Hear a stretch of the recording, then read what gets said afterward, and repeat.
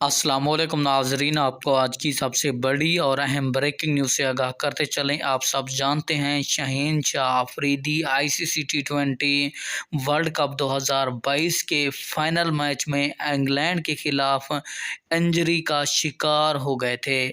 अब Shaheen Shah Afridi Pakistani cricket team से बाहर हो चुके हैं।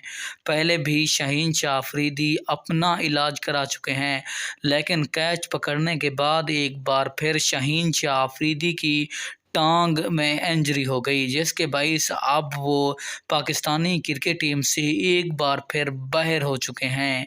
तो मैं आपको बताता चलूं, अब शाहीन शाह अफरीदी की जगह पाकिस्तानी क्रिकेट टीम में एक इंतहाई बड़े बॉलर को पाकिस्तानी टीम में शामिल करने का ऐलान होने वाला है और मुशावरत भी कर ली गई है। मैं आपको मुकम्मल तफसील के साथ आगाह करता हूं कि शाहीन शाह अफरीदी की जगह पाकिस्तानी क्रिकेट टीम में कौन से प्लेयर को अब शामिल किया जा रहा है।